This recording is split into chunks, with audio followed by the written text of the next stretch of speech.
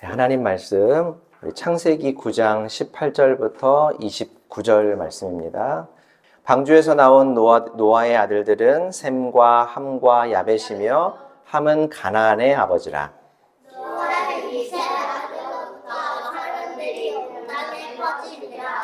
노아가 농사를 시작하여 포도나무를 심었더니 포도주를 마시고 취하여 그 장자가 붉어버린지라. 가나안의 아버지 함이 그의 아버지의 하체를 보고 밖으로 나가서 그의 두 형제에게 알림해 셈과 야벳이 옷을 가져다가 자기들의 어깨에 메고 빗가득차 들어와서 그들의 아버지의 하체를 덮었으며 그들이 얼굴을 돌이키고 그들의 아버지를 찾으려고 하였더라. 노아가 술이 깨어 그의 작은 아들이 자기에게 행한 일을 알고 이에 이르되 가나안은 저주하거나 그의 형제의 종류를 저희를 몰랐노라 하고 또 이르되 셈의 하나님 여호와를 찬송하리로다. 가나안은 셈의 종이 되고 하느님의 야벳을 착세하시게 하사 노아에게 하시고 가나안은 그의 종이 되게 하시기 원하였다 하였더라. 홍수 후에 노아가 350년을 살았고 그의 아이가 950세가 되어 죽었더라. 아멘. 지난주에 신경 끄기의 기술이라는 베스트셀러 작가로 잘 알려져 있는 마크 맨슨이라는 사람이 한국을 여행하면서 우리 사회에 대해 이야기를 했다는 뉴스 보도를 봤습니다.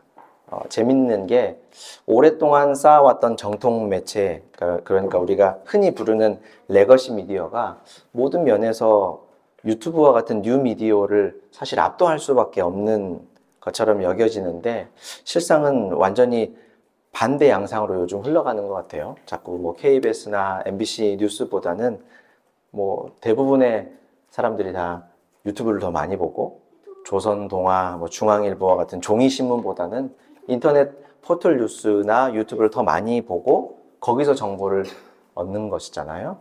그동안 축적된 이 데이터베이스보다 어떤 의식 그리고 관점을 가지고 어떤 사건을 바라보느냐가 주요한 시대인 것 같아요. 자, 어찌됐든 그 마크 맨슨이라는 사람이 우리나라가 전 세계에서 가장 우울한 나라다. 대한민국은 전 세계에서 가장 우울한 나라다라고 평가를 했더라고요. 우리나라가 행복하고 활기차다고 말할 수는 없지만 그렇다고 또 가장 우울한 나라라고까지 말하기는 좀 심한 것 아닌가라는 생각을 하실지 모르지만 국민들의 우울감 지수라든지 또 말하기 좀 조심스럽고 안타깝지만 안타까운 선택들을 하는 일들과 같은 몇 가지 대표적인 지표를 한번 우리가 확인해보고 살펴보면 우리나라가 전 세계에서 가장 우울한 나라라는 사실은 피할 수 없는 것 같아요. 바깥에서 우리를 바라보는 시선은 상당히 위태로워 보이는데 나라가 위태위태해 보이는데 2024년 대한민국을 살아가는 우리로서는 이런 우울감 혹은 우울한 소식들이 어쩌면 너무 일상적인 일이 돼버려서 그런지 문제의식이나 위기의식을 크게 갖지 못하고 있다는 것도 우리에게 있어서는 굉장히 큰 문제인 것 같습니다. 그 마크 맨슨은 우리 사회를 우울하게 만드는 요인이 있는데 일과 관련해서는 신체적인 건강 문제, 요즘 젊은 사람들도 되게 많이 아프잖아요. 또 극심한 업무 스트레스를 꼽았고 공동체 안에서는 사회적인 고립과 외로움을 꼽았어요. 그러니까 가정도 있고 가족, 친척들도 다 있고 하는데도 불구하고 사회적인 고립 그리고 노인층의 외로움 이런 문제들을 꼽더라고요. 그리고 개인적인 측면에서는 스스로 선택하고 자신의 인생을 선택하고 실행하는 선택 의지의 부족 그리고 수치심 이런 것들을 우리 사회가 우울하고 힘든 사회로 가는 요인으로 꼽았는데 그가 우리나라에서 아주 유명한 정신과 의사 2명과 거의 하루 정도 시간을 할애하면서 대화를 하고 또 한국에 10년 이상 거주한 자신의 미국인 친구와도 심도 있게 이야기를 나누면서 얻은 결론의 핵심에는 굉장히 놀랍게도 우리나라의 유교적인 사고방식이 있었다라고 얘기를 해요. 거두절미하고 유교적인 문화, 사고방식에는 개인보다 공동체를 중요시하는 문화가 극단적으로 우리 안에 자리 잡고 있다라고 얘기를 하더라고요. 이게 우리나라는 세계적으로 굉장히 잘 사는 나라라는 것이 분명하지만 노인 빈곤 문제라든지 개인 부채와 같은 개인의 경제 사정은 국가의 수준에 한참 미치지 못한다라는 것을 보면 아주 명징한 증거인 것 같기도 해요. 자, 그런데 개인보다 공동체를 중요시하는 것이 마냥 잘못된 것만은 아니죠. 공동체도 결국에는 개인의 안전과 안위를 위해서 존재하는 일종의 어떤 사회적인 안전망의 일환이니까요. 다만 공동체가 개인을 위해 존재한다라는 목적을 상실해버리면 문제는 심각해지는 것 같아요. 특별히 오늘 우리나라 고유의 명절 설인데, 설 명절은 가족 공동체와 매우 밀접한 관련이 있는 이벤트잖아요. 이런 설을 맞아서 가족 공동체에 대해 성경은 어떻게 말씀하고 있는지, 또 그 말씀을 통해 우리는 어떤 영적인 교훈과 삶의 기준을 얻을 수 있는지를 우리가 한번 생각해 볼 수 있으면 좋겠습니다. 자, 오늘 본문은 노아의 방주, 대홍수 사건 이후를 보여주고 있는 본문이죠. 죄로 인해서 하나님의 심판을 경험한 온 세상과는 다르게 노아라는 사람은 하나님께 특별한 은혜를 입어서 심판을 피할 수 있었다 그래요. 그의 가족들도 마찬가지였죠. 그런데 하나님의 은혜로 심판을 피한 노아의 가정에 오늘 좀 좋지 않은 일이 생깁니다. 그와 그의 가족은 홍수 이후에 포도나무 농사를 시작했죠. 그리고 거기서 얻은 포도주를 마시고 노아는 잔뜩 취하고 말았던 모양이에요. 술을 먹으면 열이 나잖아요. 덥잖아요. 체온이 올라가니까. 그도 술을 먹고 열이 많이 났는지 옷을 벗고 자신의 침실에서 잠이 들었습니다. 제가 봤을 때는 노아가 자기 몸을 가눌 수 없을 만큼 술을 거하게 마신 것 외에는 크게 그가 잘못한 점은 없어 보여요. 성경에도 그가 어떠한 잘못을 했다 이렇게 지적하는 부분이 전혀 없으니까요. 그런데 문제는 언제나 자기 통제력을 잃은 후에 그 후가 문제죠. 노아에게는 아들이 셋이 있었습니다. 셈, 함, 야벳. 그 중에 함이라는 아들이 술에 취해서 옷을 벗고 잠이 든 아버지 노아를 보았어요. 그리고 바깥에 나가서 형제들에게 그 사실을 알립니다. 일반적으로는 이 본문을 우리가 해석할 때 술에 취한 노아가 1차적으로 큰 잘못을 했고 그 다음은 함이 아버지의 부끄러움을 떠벌리고 심지어는 소문을 내서 아버지를 창피하게 만들었기 때문에 2차적으로 잘못을 했다라고 하는데 정황상 그렇게 짐작할 수도 있다고 생각해요. 하지만 성경이 그렇다라고 규정해서 지적하지 않는다면 우리도 거기까지 생각할 필요는 없다고 봐요. 혹시 여러분 이웃이 교회에 바라는 바가 무엇일까라는 이야기를 우리가 두 번째 예배 드릴 때 했었는데 기억하시는지 모르겠어요. 짧은 사파를 가지고 얘기를 나누면서 나의 부끄러움, 나의 아픔이 누군가의 수군거림의 대상이 아니라 내 아픔과 부끄러움을 감싸 안아줄 수 있는 내 아픔과 내 고통이 그들과 같은 마음, 나와 같은 마음으로 감싸 안아줄 수 있는 공동체가 바로 교회였으면 좋겠다라고 우리 이웃들이 교회에 바란다고 했었잖아요. 하나님은 우리에게 이 가정이라는 공동체를 서로 돕는 관계로 주셨어요. 아담에게 하와를 보내주시면서 서로 돕는 배필로 살아라 이렇게 말씀하셨죠. 서로 돕는다라는 것은 서로 부족함을 채워주고 서로의 부끄러움과 아픔은 감싸주고 덮어주는 일이 서로 돕는 것이겠죠. 함도 아버지 노아가 힘들게 포도농사를 짓고 포도주를 마시고 잠이 들었으면 다른 사람들에게 아버지의 부끄러움이 드러나지 않도록 얼른 옷이나 이불로 덮어드렸어야 해요.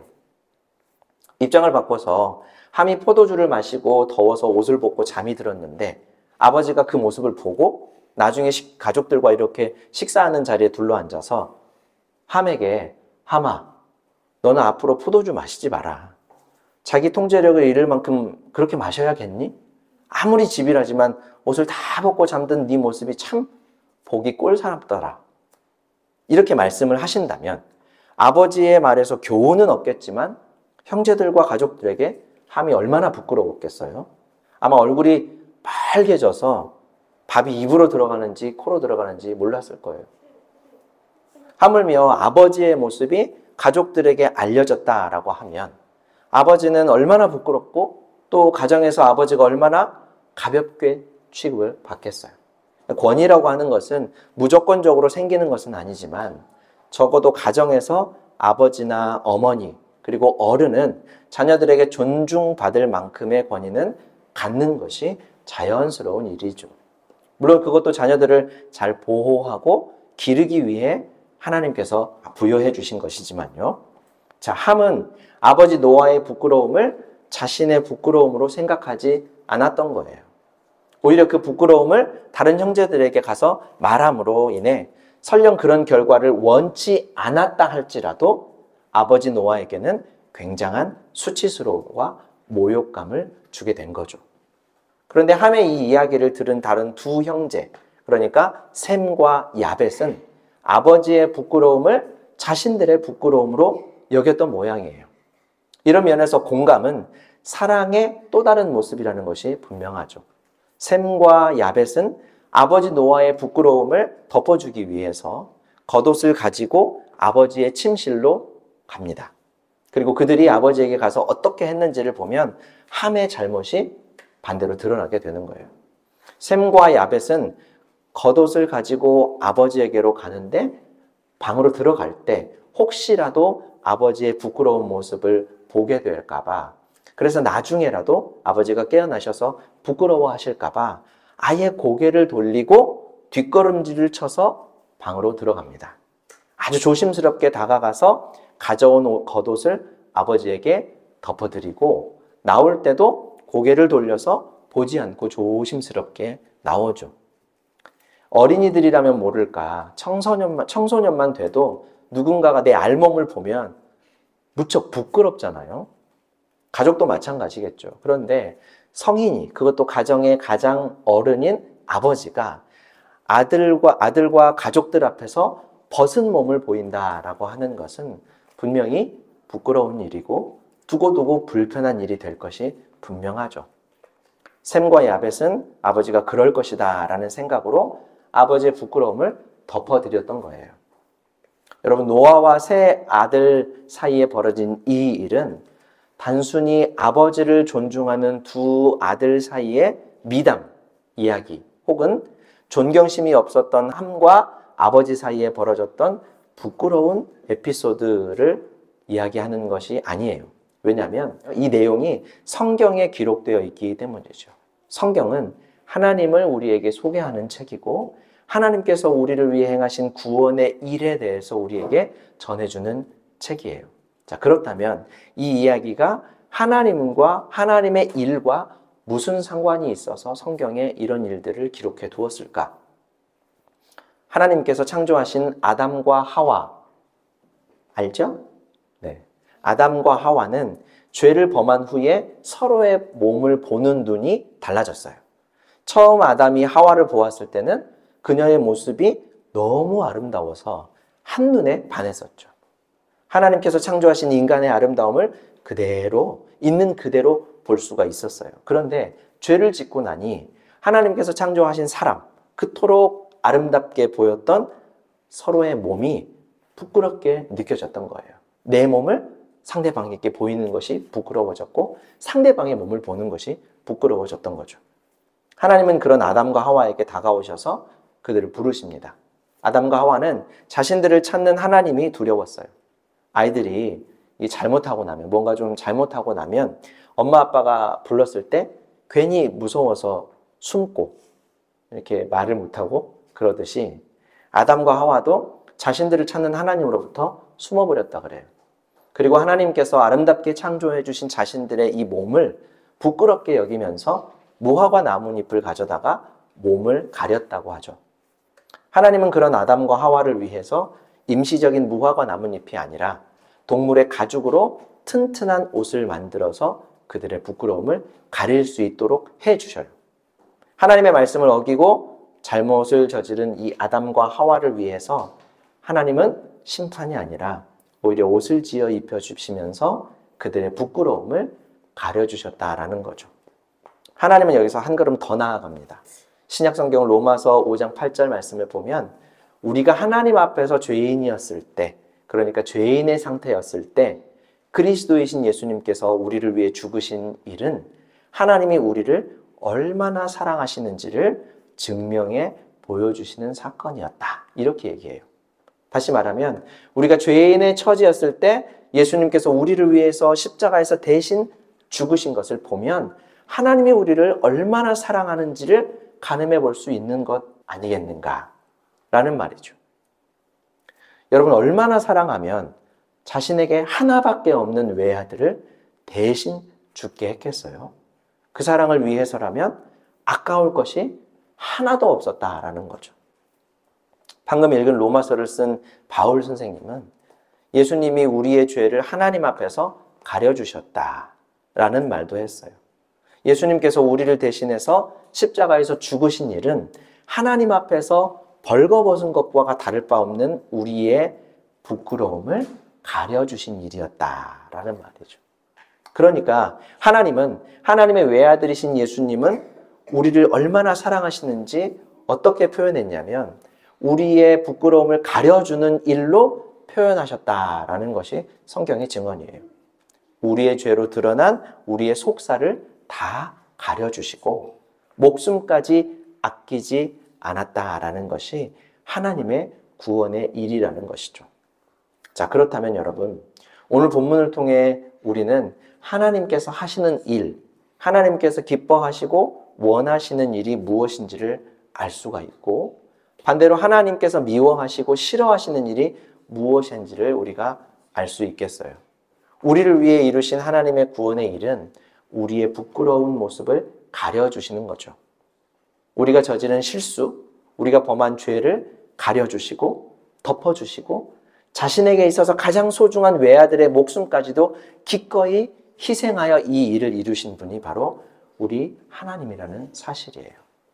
자, 그렇다면 하나님의 이런 사랑을 받은 우리는 어떠해야 하겠습니까?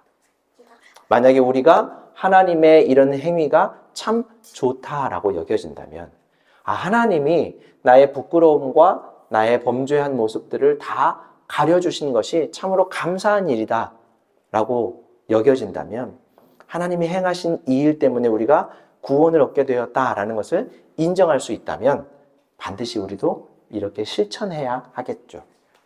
자, 사랑하는 성도 여러분, 예수님의 희생으로 세워진 교회 공동체는 그 구성원의 잘못이 가려지고 부끄러움이 가려지는 곳이어야 해요. 그 공동체에만 가면 내 비밀과 부끄러운 실수가 다 까발려지고 드러나서 창피해지는 것이 아니라 그 공동체에 가면 내 부끄러운 실수와 잘못이 묻혀서 드러나지 않고 서로 공감하며 서로 이해하고 용서하는 공동체가 바로 교회 공동체여야 한다는 거죠. 예수님께서 교회 공동체를 세우신 방법과 목적이 바로 그거예요. 우울한 우리 사회에서 다시 소망을 말할 수 있는 근거가 무엇이냐라고 묻는다면 교회와 가정, 우리 사회의 공동체가 서로의 부끄러움, 실패나 좌절, 또 아픔과 잘못을 뒷말거리로 삼지 않고 상대방의 아픔을 나의 아픔으로 여기는 사랑이 바로 우리 우울한 사회, 우리 우울한 나라의 소망이지 않을까라고 말할 수 있어야겠죠. 자, 그럴 수만 있다면 세상에서 가장 우울하다고 말하는 우리 대한민국 사회도 다시 한번 소망을 가질 수 있을 것이고 우리들의 가정과 교회 공동체가 그런 소망의 생산지요, 통로가 될 수 있을 거라고 생각해요. 특별히 남은 설 명절 기간 중에 우리 가족들을 만나고 또 친지들을 만날 텐데 친지들, 가족들 간에 이런 사랑을 나눌 수 있어서 우리들의 가정과 삶의 현장이 하나님의 나라로 변화되어 가기를 주님의 이름으로 축원합니다. 사랑과 은혜가 풍성하신 하나님 우리 아버지, 우리에게 주신 은혜에 감사합니다. 우리 사회가 참 어둡다고 하지만 주님께서 주신 교회와 가정을 통해서 세상과 사회에 소망을 채워주는 은혜의 통로들이 되게 하여 주옵소서. 남의 아픔과 고통을 내 아픔과 고통으로 감싸 안고 함께 울어주고 함께 웃으며 살아가는 이웃이 바라는 교회 성도들이 되게 하여 주옵소서. 우리 주님께서 우리의 잘못과 우리의 부끄러움을 목숨까지 아끼지 않고 내어주시면서 가려주시고 덮어주셨던 것처럼 우리도 서로의 부끄러움과 잘못을 덮어주며 살아가는 사랑의 사람들이 되게 하여 주옵소서. 예수님의 이름으로 기도합니다. 네.